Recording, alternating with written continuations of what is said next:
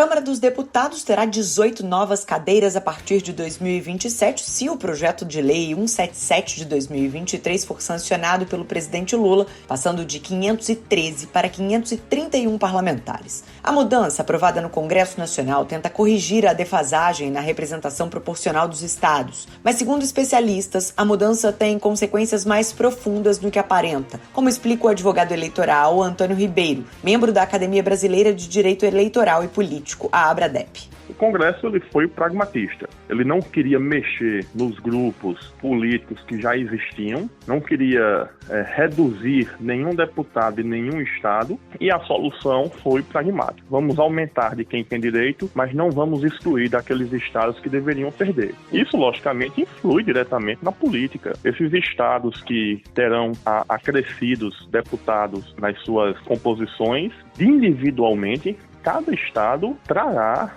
um novo grupo de ideologias para a Câmara dos Deputados. A nova configuração atende à regra de proporcionalidade populacional prevista na Constituição, segundo a qual o número de deputados por estado deve ser ajustado conforme o tamanho da população. Com base no censo 2022, terão aumento de cadeira estados como Pará e Santa Catarina, com mais 4 deputados cada, além de Minas Gerais com mais 2, e mais 8 estados ganharão 1 deputado cada. Estados como Santa Catarina, com um perfil político mais conservador, tendem a eleger bancadas alinhadas à direita, ampliando o espaço de partidos como PL, PP e republicanos. Já no Pará, que ganhou 4 cadeiras, a tendência é de fortalecimento de partidos de centro, como MDB, União Brasil e PSD, o que para Ribeiro representa na prática o fortalecimento de grupos já bem posicionados nos estados. A nova distribuição também pode impactar as decisões legislativas nos próximos anos. O advogado eleitoral Alexandre Rolo, doutor em Direito das Relações Sociais, explica que em votações polêmicas, como reformas econômicas ou pautas de costumes, os estados que ganharam mais força podem influenciar o resultado final.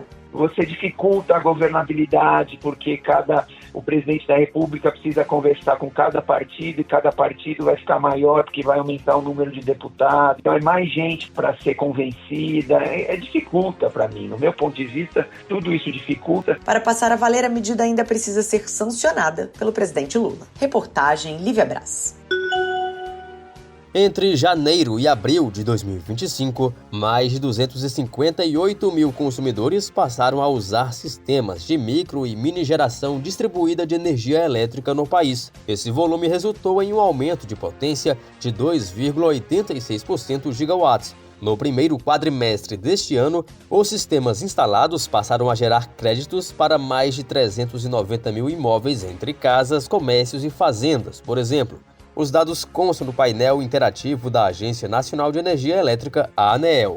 No Brasil, algumas instituições financeiras disponibilizam linhas de crédito para facilitar a aquisição de projetos voltados para micro e mini geração de energia, sobretudo em áreas rurais. Uma delas é o Banco da Amazônia, que atua com um financiamento específico para empreendimentos rurais na região norte. Nesse caso, o limite de financiamento será definido de acordo com a capacidade de pagamento do cliente, levando em conta o resultado de uma análise técnica. Vale destacar que o investimento também poderá ser associado a capital de giro.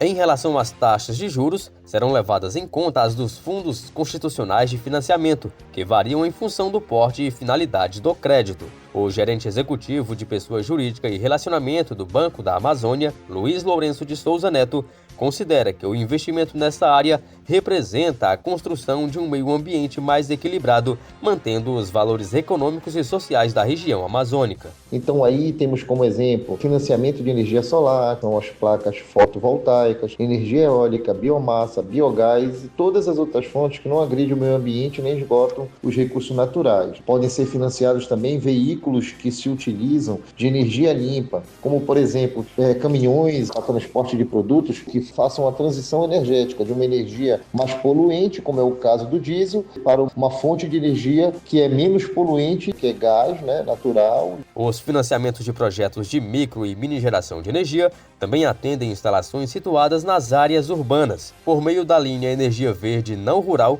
os clientes têm acesso a um limite de recursos de até 100% do valor financiado, dependendo do porte e da capacidade de pagamento. Para essa situação, o banco oferta taxas de juros dos fundos constitucionais diferenciada por setor, porte e finalidade. Já o prazo para pagamento é de até 15 anos, incluída a carência de até 4 anos, dependendo da especificidade da operação. Vale lembrar que o financiamento é vedado a empreendimentos em que seja comprovada a utilização de mão de obra escrava ou análoga, bem como a exploração de mão de obra infantil e a exploração sexual de menores. Reportagem Marquesan Araújo. A movimentação portuária da região nordeste do país em abril de 2025 avançou 7% em relação ao mesmo período do ano passado. Os portos nordestinos movimentaram 7,5 milhões de toneladas de cargas. Os dados são do Estatístico Aquaviário da Agência Nacional de Transportes Aquaviários, ANTAQ. Segundo o Ministério de Portos e Aeroportos, o Porto de Itaqui, no Maranhão, é consolidado como um ponto estratégico para o escoamento de soja de toda a região Nordeste. Com isso, o Porto Maranhense foi responsável por toda a movimentação da commodity no mês de abril e respondeu por 3,3 milhões toneladas de cargas. A alta no escoamento foi de 12,4% em relação a abril de 2024. O Porto de Itaqui é uma das principais portas de saída para exportações de grãos, combustíveis e minérios produzidos no Centro-Oeste,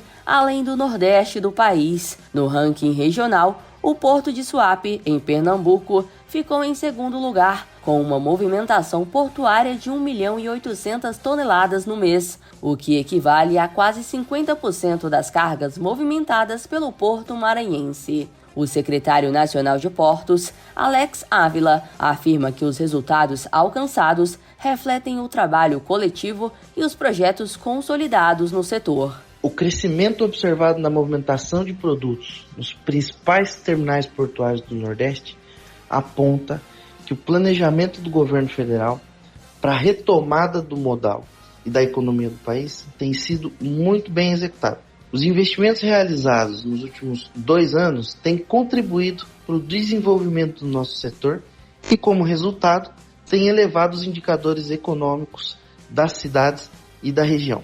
A soja alcançou o maior patamar em relação ao volume de carga, com 2 milhões de toneladas, o que equivale a um crescimento de 15,4% em relação a abril de 2024. Em abril, o Porto de Areia Branca, no Rio Grande do Norte, que é o principal polo de escoamento de sal do estado, movimentou 376 mil toneladas do produto. O montante corresponde a 56,9% a mais que em abril de 2024. Ainda de acordo com o levantamento, a movimentação de contêineres também apresentou avanço de 9,2%, com 1.100.000 toneladas, considerando todos os portos organizados da região. Já os fertilizantes aumentaram 39,2%, com 600 mil toneladas. Reportagem Bianca Mingotti.